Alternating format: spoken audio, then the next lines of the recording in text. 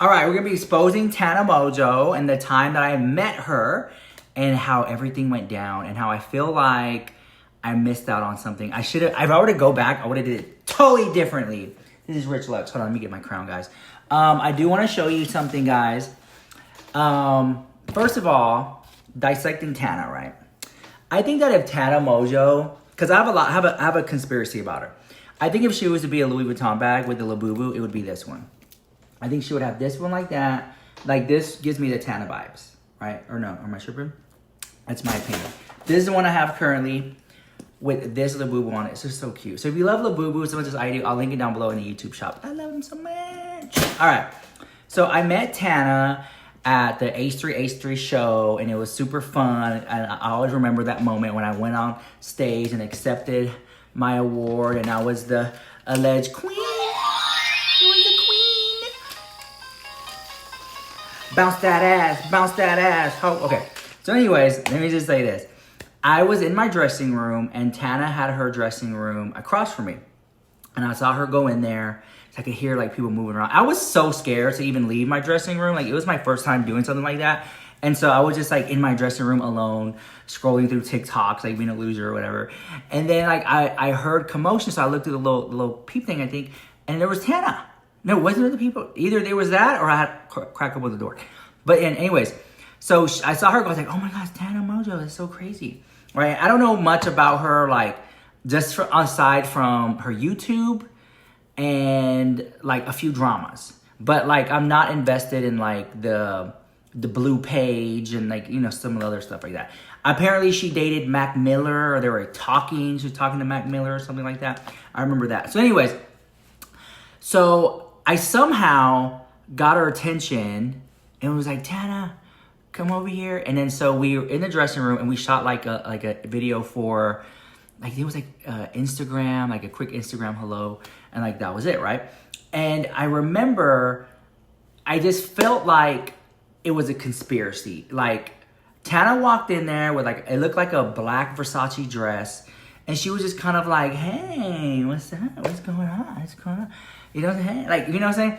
Like, I'm not saying she was barred out or I'm not saying she was drunk or anything like that, but she was just kind of like fun and let loose, right? But then I got to think, years later, no, was it last year? 1 year later.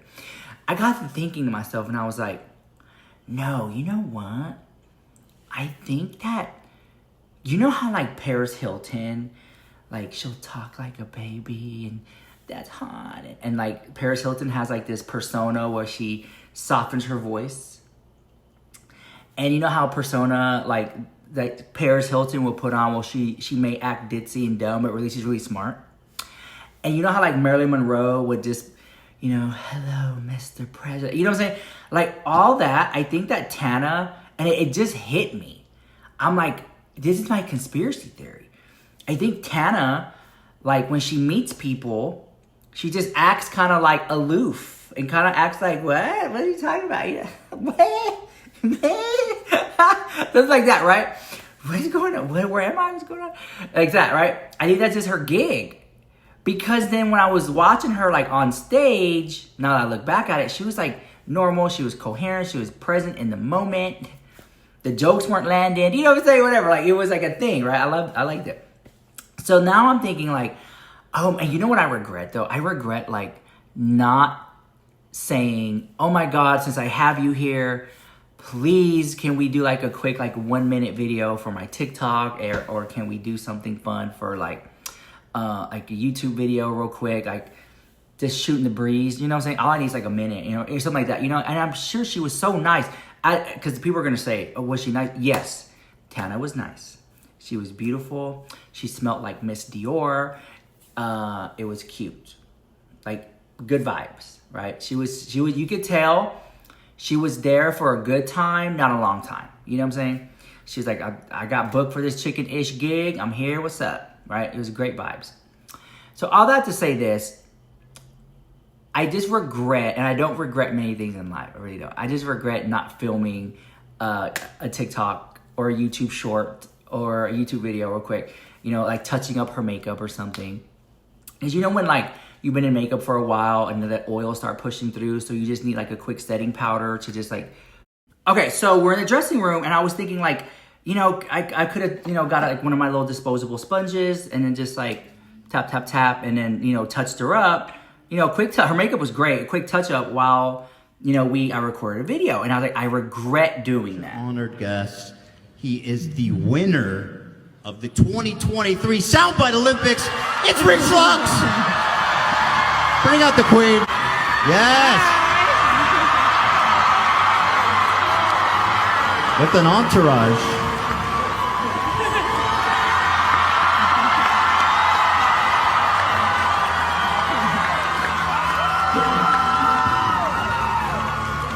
We love you, and congratulations on winning. So nice to see you. You are the queen. Let me kiss the ring. Oh, thank you. Finally, someone that respects me. Rich really knows how to make it. Look at those shoes, man. Rich is he's out here the stage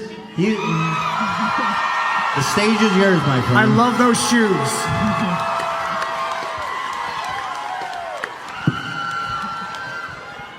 So Rich is going to be presenting Biggest Influencer Catastrophe.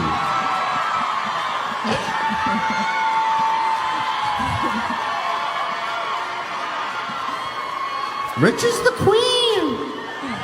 Rich is the queen. Rich can do no wrong. Rich is the queen. Go ahead, please. Hello, peasants. Welcome. Thank you, Ethan, for putting on this show for me. Of course, man. We're here for you. I can't stand Dan. He better not be here. Okay. Let me see.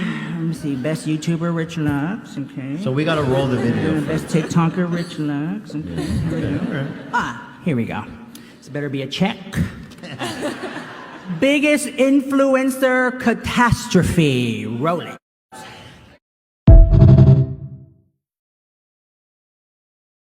But we do have on the phone one of Tana Mongeau's biggest fans, Pink Scorpio. Go ahead, Pink Scorpio. What do you think? Go ahead. Go ahead. Just go off where you were left off at. Hey guys. Hey guys. Okay, so let me just say, I have been following Tana probably since 2016. So on the better half of 10 years, right? I'm very happy to see like how far she's come from where she started, right? I remember her doing her story times, then doing like how to cake your face like a pro. I remember her, we went through the entire TanaCon thing, right? We went through the Tana perfume. Mm-hmm. So I feel like I've seen it all, right? Her marriage to Jake Paul, what else? When she got evicted, what else? There's just been a lot of things, right? So I love Tana. I'm happy to see where she's gone. I'm happy that she's in what looks to be a nice, healthy relationship. She looks happy. She just looks like she's doing well in life. So I'm very happy for her. So do you think that her persona because, she has this reputation of, like, being aloof, being ditzy, like she's on something, like, it kind of adds to the mysterious of Tana. Do you think that that's fake? No. And I'm going to tell you, okay, I think some of the time.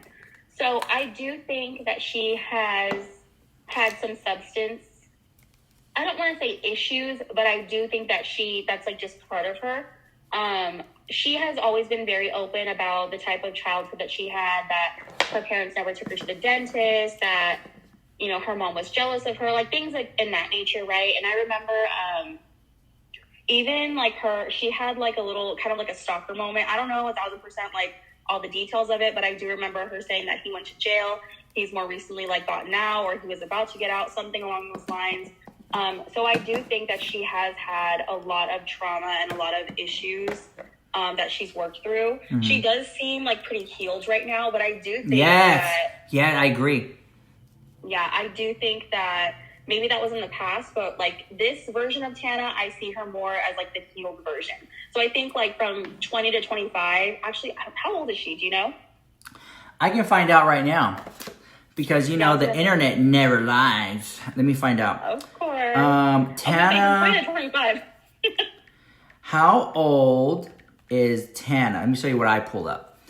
So it says that she's 26 years old. She's born in June 24th, 1998. Oh, wow. Apparently she's a rapper. So right behind me, girl. Huh? She is a rapper. I was like, she's right behind me because I'm still a lady in my 20s. Yeah. But yeah, I feel like, and the thing too was that we met her, I think when she was like 16. I think YouTube met her. Maybe she was 13 when she started posting videos. Wow. But she got on the internet she was very young on the internet. Yeah. So to see her kind of grow up and like, which is kind of weird too, because it feels like I don't want to say I'm her older sister. That's a little parasocial, but to watch her and she was always so entertaining to me because her story time, she was always so like enthusiastic about like, well, this girl didn't like me. And so I did this. Like she would always talk like that. So it was fun to watch her. And now that she's, like we said, she's 26, she seems very healed. She seems like she's grown up a lot. She's learned. I think TanaCon for sure was like the peak of that like aloof personality. And I think she's toned it down a lot. So I do think she has had a lot of guidance from like Shane, from Jenna. Oh, Marbles, yeah. Mm-hmm. Even Trisha, right? But like she sends it being her own little world. Yeah, even Trisha. She's definitely in her own little world. Like she's always talking about her Patreon. And like, at least on my end of things, we don't really hear people really talk about Patreon. It's like she does the YouTube Patreon, I think the blue page that I know of. But like, I think that what's hindering her, like her biggest mistake, let's talk about her biggest mistake. And I have a lot to say about that. So grab a snack and come on back because it's going to be a good one.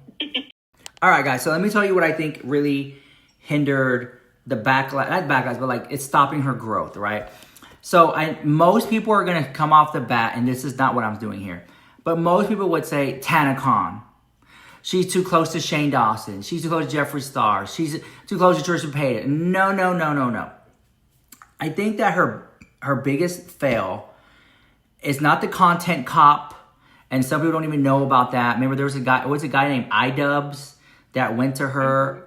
Okay, so apparently, like she had said the N-word or something, and then he approached her. But that's not even the drama. Like that's not even what I'm trying to like say. That did not hinder her. If anything, that brought her more popularity. So did TanaCon, hanging out with Trisha and Jeffree and Shane. That I think what's hindering her is herself in the sense that she's doing the same thing. The YouTube gig, the blue page, and then the podcast, and then the Patreon. There's only so many hours in a day where she allocates time to. And I think that she's in a groove of things, which is working for her, but she's not looking at like the longevity of it, or at least getting in while like a flash in the pan. She has to like jump in while it's hot. For example, right now she has how many followers on TikTok? Last I checked, it was 8.6 million followers on TikTok. I can't get a like on this video to save my life. Unless there's a subscriber or a super thanks, but check it out. She has 8-point-some million followers. It would cost her nothing to go live on TikTok for 30 minutes. If she could, it could be as simple as her putting on makeup. She don't got to tell us what brand she's using. Just getting on TikTok and going live on TikTok, the amount of revenue she would generate alone, I guarantee you, will surpass the money that she makes on her Patreon and on her podcast. And I don't think she knows that. And she's not going to be on there begging for roses. She'll just go live. And I'm telling you, people will throw her lions and tigers and bears and witches and wardrobes, which is great. And that'll happen, because she's new. People are excited to see her there. They'll throw gifts because they're excited. But then after a couple days or weeks or months, they're going to get tired of her being on live. But it's the people that she would meet on there. Because the algorithm's really good.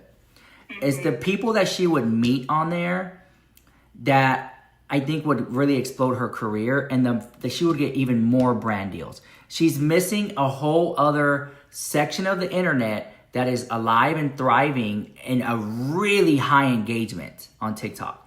if she would have go live. With that being said, on her YouTube channel, if she would have started, because she's dating that guy. Have you seen her boyfriend? I think she called him Tarzan or something. I love his name, Makoa. Yeah. He gave me Tarzan vibes, right? So, like, if they did a couples channel and it was simply her going to the Marshalls and the Ross or going to Target or picking out groceries and stuff, I mean, I would click. I would watch that all day, every day. I find that so fascinating to see Tana and this guy and, you know, her just going about her day to go get coffee and she's just like vlogging it and stuff like that. There'll be a whole other community of people who would watch that. She could really own the internet when she has her podcast, her Patreon, her Blue page, her TikTok lives, her couples channel. Like, you'll have so many different people talking about Tana in different ways or forms because that's what they like, whether it be TikTok or YouTube couples channel. And so that's my opinion, that I think that's her drama, is that she's not, to bring it home here, is that she's not on the trends of what's going on right now. Just that's all. So being a Tana super fan, just let me know your thoughts, and please do not be an echo chamber. Yeah, you're right, girl. Oh my God. Well, Rich, look, you are wrong. Okay, she did go live remember that one, the doll lady that was doing the NPC character. You remember her? That ice cream's so good. So yummy. Yes, her. Yeah. So Tana went live and she was pretending to be an NPC person. I think she did it for maybe like 4 minutes. And I could be wrong. I don't remember the exact number, but she went on her podcast and she talked about it. This was when she was doing I don't know if she still does the podcast with Brooke, I think her name is. Yeah, she does. Yeah, so she had gone on there, I think, with Brooke, and they talked about how much money they made. And she was like, sorry, guys, I'm going to have to wrap up shop here, and I'm just going to go do that all day long. So she has gone live, and she has seen how much it brings her. Okay, hold on. We got off topic here. So you're saying that she made a little bit of money or a lot of money going live? I want to say that it was like 80,000 for like a few minutes, or it was somewhere. Maybe it wasn't that, but I remember like they did the math and they're like, I could make like 80,000 an hour. It was something along those lines. So she has seen it. I just think that she could be doing this because if you look at her TikTok page, right, she gets at least 1 million views per video she uploads with Makoa, right? So she knows the margin, she knows all the numbers for herself. But I really think that she's just in a really happy place in life where she really doesn't need to do it. I think that she has, especially her boyfriend. Her boyfriend does well financially, right? Or is already established. So I kind of feel like she's just in that very peaceful money talks. Money talk. Wait, are you saying that you're saying that what I'm saying is totally wrong because she has a rich boyfriend? Yes. I think so. I didn't know this tea. Oh my God. I remember hearing that her boyfriend is like a billionaire and they literally, all they do is travel together. Anytime that you see them, they're always like on an island somewhere. They're in Hawaii. They're like in Vegas. They're always going and doing something. So I feel like she's just in a very peaceful, happy time. She does the podcast. She does things that make her happy. But I do agree that if she were to just tap in, she could be like Jeffree Star level viral. I don't know the follower counts between Jeffree and Tana, but I think Tana has that potential. I just think she's in like a more peaceful time. Yes, not only that, but Jeffree was thinking about doing a lip kit with her. Oh, I would have died. And she mentioned it, and she seemed kind of like, yeah, I'll do it. Because the thing was, she was promoting the Morphe lip kit that is now discontinued. Yes. It discontinued. And then Jeffree was like, oh, they were thinking about doing one with you? And she was like, well, kind of. They just wanted me to promote it, but they didn't want to bring it. It was something like that. And I feel like that's a missed opportunity on Morphe. They should have gave her a lip kit because she is for the people in the younger generation. But what happened there is that Brooke had her whole incident. Like Brooke got canceled, and because Brooke and Tana were tied together, Morphe dropped their end of the bargain. And I believe that was supposed to be like a partnership where they were just supposed to promote it like on the podcast, and like it was supposed to be like Tana's combo, Brooke's combo, but like I said, Brooke, they would have got a lot of money out of that too. I can guarantee you. So the Manny MUA Jeffree Star collaboration, you know, Manny MUA got at the minimum $1 million out of that, you know, kit they did together. So, and then maybe he would have got more. Maybe he did get more, but I remember Jeffree said that he made $1 million off of it. Manny MUA did. So if Tana did a lippy with Jeffree, I think that he would be shocked at how much she would sell. I would buy it. I think it'll be fun. Oh, I 1,000% would. But not only that, I think that it would bring back, because Jeffree Star hasn't had a makeup collaboration with a actual person in a while. It's been a long time. I think the last one was Manny, I think. No, Shane. It was Manny and then Shane Dawson. And that was it. And if they did a Tana lippy and did maybe like some TikTok videos, maybe YouTube videos leading up to the launch, and her picking the colors out and stuff like that, and it drops. I think that it would be a huge hit, and I think Jeffree might have remembered it to do it because he seemed interested in it, and then he dropped the ball. I say that he dropped the ball because I don't hear him talking about it at all anymore. But I do think if Jeffree Star loves money, if he's like me, Rumpelstiltskin, then he would be like, he literally would be like, this is a gold mine right here to do a lip kit with Tana, because she would sell it, and I think he would be shook. She'll be shook. You guys, if you made it this far in the video, comment down below Rumpelstiltskin. And thank you so much to Pink Scorpio. Do you want to tell them where they can find you or anything like that? You guys can find me on TikTok. I pop into people's lives every now and then. I tend to go live myself, so you can find me at Pink Scorpio 888 on TikTok. There you go. All right, guys, thank you for watching. Leave a like, leave a comment, and let me know what you think about this Tana Mongeau situation or Mongeau, and I'll see you later.